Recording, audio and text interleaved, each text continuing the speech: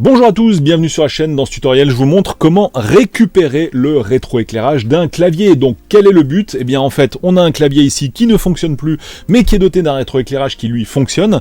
Et on va vouloir transférer le rétroéclairage sur un clavier qui fonctionne, mais qui n'est pas doté de rétroéclairage. Et tout ça, juste après le jingle.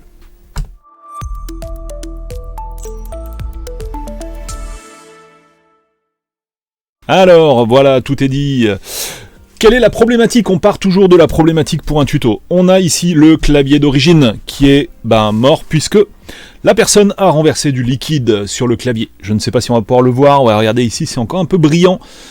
Voilà, ça devait être un liquide sucré. On a des traces qui restent sur le clavier. Les touches ne fonctionnent plus. Il n'y a pas moyen de les réparer malheureusement. Il faut tomber le clavier au complet. Quel est le problème dans notre cas? Eh bien, c'est que ce clavier flambant neuf, que voici, que voilà, je vous remets la vue d'ensemble, eh bien, ce clavier neuf, il n'a pas de rétroéclairage. Vous voyez, on a ici le petit connecteur du rétroéclairage. Voilà, c'est juste, il y a deux pins, hein, en fait. Bon, là, il y a 4. Vous voyez, il y a 4 petits pins, mais en réalité, il y en a 2 qui sont les mêmes de chaque côté. Hein. C'est le plus et le moins, hein, tout connement. Voilà, ici, vous verrez un petit poil mieux, comme ça, je vais vous mettre la vue rapprochée. Voilà, vous voyez 4 pins, en réalité il n'y en a que 2, c'est ce que je vous disais. Donc ça va transporter le jus dans les LED qui vont assurer le rétroéclairage. LED qui sont prises en sandwich du coup entre la partie très sombre et le clavier. Alors il n'y a pas des LED sur toutes les touches, hein. Il y a 2 LED peut-être au total. Et ces 2 LED vont diffuser la lumière dans tout le clavier. Voilà, lorsqu'on va l'activer, forcément le rétroéclairage. Alors, ici, même si j'enlève le rétroéclairage, je ne peux pas le recoller sur celui-là parce que il y a déjà, vous voyez, une plaque noire qui, elle, n'est pas rétroéclairée. Et du coup, ça ne fonctionnerait pas. Donc, ce qu'on va devoir faire, c'est d'abord, ici, enlever la couche noire sur le clavier tout neuf. Et ici, après, décoller notre rétroéclairage et venir le coller sur le clavier neuf. Alors, une fois qu'on aura bien sûr enlevé ça, comme je viens de le dire. Donc, ce qu'on va faire, c'est, je vais vraiment faire, dans ce tuto, l'intégralité de la manip sous caméra. Alors du coup ce sera peut-être un peu long, je meublerai en vous racontant des trucs, peu importe, mais vraiment je veux que vous voyez tout de A jusqu'à Z et surtout vous comprendrez pourquoi je veux que vous voyez tout, parce qu'il y a des tas de moments où c'est vraiment critique. L'opération est extrêmement compliquée, je vais être franc avec vous. Ça va vraiment pas tout seul et vous allez tout de suite comprendre pourquoi. Je vais tout vous expliquer en détail. Ce que je vous propose pour commencer, avant d'enlever la plaque juste noire sur le nouveau clavier, moi je propose qu'on enlève d'abord le rétroéclairage, parce que concrètement si on se foire dans l'arrachage du rétroéclairage, c'est pas la peine d'enlever la couche noire sur celui-là, finalement on laissera tomber, on remettra le clavier d'origine sans rétroéclairage et basta. Car oui, c'est une issue possible du tuto, peut-être que le tuto ne va pas ici arriver à son terme, parce que je vais peut-être me louper dans les manips. Voilà, c'est possible. Et vous le verrez du coup directement dans le tuto, je le publierai quand même. Même si je me loupe, ce n'est pas grave. Voilà, l'idée c'est de vous montrer aussi les difficultés qu'il peut y avoir. Et que l'idée c'est aussi que vous ne fassiez pas ces erreurs par la suite. Alors, pourquoi c'est compliqué? Eh bien, parce que ici, vous voyez, il y a tout un tas, on va le regarder de près, de petites échancrures. Voilà, ici. Et en fait, ça, à chaque fois, ça fait des amorces de déchirure. Hein, quand vous arrivez à ce niveau-là, et vous voyez, il y en a tout le long, tout du bord. Eh bien, à chaque fois que vous allez tirer ici, qu'il va y avoir une contrainte, eh bien, ça risque de déchirer le plastique à partir de ce niveau. Forcément, comme il y en a plein, et ça fait plein de risques de se louper. Bon, les petits amis, au niveau des outils à utiliser, on va faire simple. Vous prenez un couteau, faites gaffe de ne pas vous blesser, attention, je décline toute responsabilité dans ce tuto si vous ne faites pas les choses comme il faut, donc vous faites super gaffe. S'il y a un outil qui est mieux pour vous, utilisez-le et mettez-le en commentaire afin d'en faire profiter toute la communauté. Alors moi c'est un peu spécial parce que je suis sous caméra de partout, donc je vais essayer de me faufiler, voilà, de trouver un petit endroit pour glisser mon bras. Donc dans mon cas ce sera un peu moins pratique que pour vous, mais c'est pas grave, je vais quand même essayer d'y arriver malgré tout. Alors là je vais choisir un côté où commencer. Je sais pas bien en fait. J'avais fait une amorce, mais c'est parti, allez vas-y, on va commencer de ce côté là. Et ouais, c'était là l'amorce, vous voyez.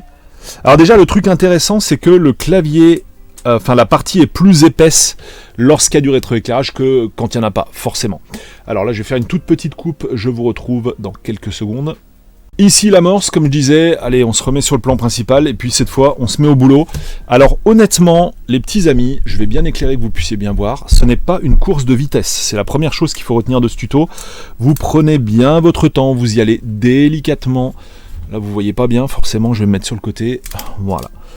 Alors, il y a aussi différents types de colle. Moi, dans mon cas, j'ai l'impression que c'est pas ultra collé. Alors attention, là j'arrive sur une échancrure, vous voyez, et non des moindres, les angles sont ultra... Regardez de près. Là voilà, les angles sont... C'est carrément carré en fait, hein. C'est vraiment un rectangle qui a été taillé dedans. Là, c'est pas un arrondi comme pour ici les petits rivets. Donc c'est là que ça va être le plus stratégique et qui va vraiment ne pas falloir se louper. Donc on y va tout doucement. On fait gaffe aux deux côtés en même temps, forcément. Allez, ouais, c'est parti tout seul. Donc là, j'ai eu du bol. Allez, on passe une échancrure aussi de l'autre côté. Là, il y a un peu plus de colle, donc je suis obligé d'insister. Ah, c'est chaud. C'est chaud, mais pour l'instant, ça part bien. Voilà, un des trucs à retenir, principalement, c'est de prendre son temps, ne pas se presser, y aller vraiment tout doucement, parce que le but, c'est vraiment de ne pas le péter, hein, clairement. Donc là, pareil, j'ai pas été très prudent, ça n'a pas déchiré, mais ça aurait pu. Ok, là, on va continuer de ce côté-là. Oups, je suis toujours limite la goutte de sueur en fait qui coule le long du front à chaque fois que je passe une échancrure. Ah, là on voit le café ou le coca qui a été renversé dedans. Je sais pas si vous voyez, mais là, voilà, il y a des traces. C'est un peu dégueulasse, mais ça gênera pas. En espérant que ça n'ait pas flingué le rétroéclairage, hein, forcément. La prise d'eau, normalement non. On va partir optimiste. Encore que j'aurais pu mettre du jus du coup pour le tester quoi en vrai. J'aurais pu tester le rétroéclairage. Vous savez ce qu'on va faire? On va tester le rétroéclairage. Quand je l'aurai complètement enlevé, je vous montrerai comment ça fonctionne un rétroéclairage. Je vais envoyer de la lime dedans, je vais envoyer du jus. Je pense que ça doit tourner avec du 5 volts. On va voir. Je vais faire ça en votre présence. On va essayer de ne pas le brûler, pas lui donner une tension trop importante. Je vais m'enseigner avant, mais je pense que c'est du 5 volts. Tiens, il y a une LED. Là, je crois que je vois une... Ouais. Allez, je vous montre ça en détail de toute façon. Donc, vous voyez, prenez votre temps. Allez-y, cool. On ne chauffe rien du tout, c'est pas la peine, ça ne sert à rien. Et vous risquez de déformer le plastique, de tout abîmer, donc allez-y cool. Voilà. Ça, faites surtout gaffe de ne pas l'abîmer, c'est très important, parce qu'évidemment, sinon c'est mort. Vous aurez fait tout ça pour rien. Allez, on continue, on tire bien. On tire encore, et là on est quasiment au bout du tunnel, hein, les petits amis. On retrouve de nouveau une échancrure rectangulaire de ce côté-là, donc on va essayer de la passer sans encombre. De fou, ouais, j'y vais vraiment tout doux là, franchement. Voilà. Après, je veux bien l'alimenter pour voir où sont les LED, pour vous montrer ça. C'est bien foutu, hein. Allez, vas-y, on est bientôt. Voilà, donc ne le déchirez pas tout à la fin, ce serait dommage. Allez, fin du bal, on tire un dernier coup. Oh la purée, ça tenait bien sur la fin. Ok, donc là, techniquement, normalement, on n'a plus besoin de ce clavier pourri. Il est foutu, donc on va se mettre de côté. Évidemment, faut pas se planter avec l'autre, mais l'autre, j'ai pas encore enlevé la couche arrière, donc je le reconnais facilement. Donc voilà, on voit un petit peu la saleté. Là, je vous montre tout ça de près. Alors sur celui-là, on voit pas les LED, c'est marrant. Purée, normalement, ça fait une petite surépaisseur les LED. Là, je sais pas où ils les ont foutus, quoi. Normalement, on les sent, hein. Là, je sais pas comment c'est fait, quoi. C'est un mystère. On va voir, on va lui donner du jus du coup. Je vais mettre en pause là quelques petites secondes, vous n'allez pas voir les différences, ça va faire juste une petite coupe, et puis je vous retrouve dans quelques instants pour alimenter ce rétroéclairage et voir ce que ça donne. Ok les amis, la petite démonstration par l'exemple. Donc il nous faut une tension entre 3 et 5 volts, j'ai mis 3 volts, ça suffit pour vous montrer ce que ça donne. Donc attention les yeux. Voilà, on est vraiment à un éclairage à la Tron. Donc c'est vraiment marrant, j'en ai jamais vu des comme ça, hein.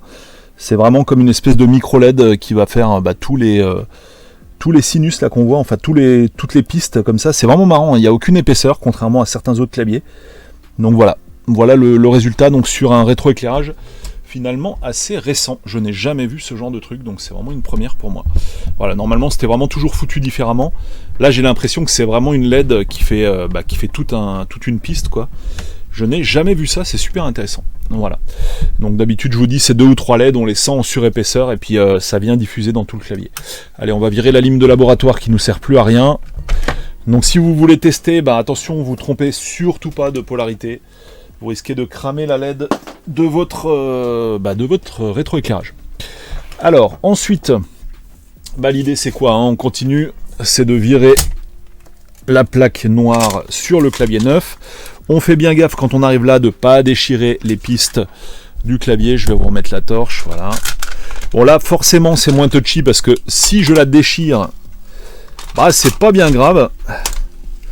Donc je peux y aller un peu plus franco en ralentissant toutefois quand on arrive du côté de la piste, de la nappe du clavier, pour pas l'arracher. Alors on fait bien gaffe. La colle est un peu plus costaud. Du coup là en tirant je déforme carrément le plastique noir. Pas sûr que je puisse le remettre en place d'ailleurs, si j'avais besoin de le faire. Bon en l'occurrence normalement on n'en a plus besoin. On arrive quasiment à la fin de ce tuto les amis. Allez on continue à tirer pour dégager ça. Voilà, là il n'y a plus aucun risque à ce stade-là. Ok, c'est bon, tout a dégagé. Ça va pour le foutre en l'air. Donc maintenant, bah voilà, j'ai pas besoin de vous faire un dessin. Hein. Il ne nous reste plus qu'à coller notre rétroéclairage. Alors, vous plantez pas de sens. Les deux ici, connecteurs, sont du même côté. Vous vérifiez quand même avec la touche espace. La touche espace est en bas côté connecteur. Oui, elle est en bas côté connecteur. Donc, il n'y a plus qu'à mettre les deux en sandwich en respectant bien. Vous voyez ici les petits rivets. Voilà. Non, vous voyez rien du tout. Du coup, je vais vous mettre la caméra rapprochée. Voilà, je le colle déjà préventivement, mais je vous montre en même temps là-dessus. Voilà, donc le but du jeu, c'est d'être vraiment parfaitement aligné avec les rivets. Bah, faites super gaffe à ça, forcément. Vous alignez d'un côté, vous alignez de l'autre, et comme ça, bah, au milieu, ça va finir par matcher automatiquement. Voilà, là, on est vraiment juste parfait. Fin du bal. On a récupéré l'ancien rétroéclairage d'un clavier pour le mettre sur un autre clavier qui n'en disposait pas. Donc fin de l'opération les petits amis. J'ai pas grand chose de plus à vous montrer, donc maintenant bah, je vais remonter le clavier dans un PC portable. Ça fera l'objet d'un autre tuto parce que c'est pareil, c'est un truc qui est ultra touchy de la mort. Donc je vous montrerai comment procéder parce que c'est vraiment pas simple du tout les remplacements de clavier de PC portable. Pourquoi? Parce que là, en fait, dans ces trous-là, je vous expliquais tout à l'heure, il y a des rivets plastiques qui vont se mettre, mais des rivets qui sont thermo éclatés ou thermodilatés, je sais pas comment on doit dire ça. Contrairement à certains ordinateurs de marque Apple, où là on va trouver une centaine de vis en fait, qu'il va falloir tomber. Donc les vis c'est facile à remettre. Le rivet par contre, quand vous l'avez fait sauter, c'est une autre paire de manches. Donc du coup je vous montrerai ma technique au cours d'un autre tuto. Les amis, merci de m'avoir suivi sur ce tutoriel. On se retrouve très vite pour d'autres vidéos sur la chaîne, ou sur mes autres chaînes Rétro Polo par exemple, que je vous mets en description. Salut à tous et à bientôt. Ciao.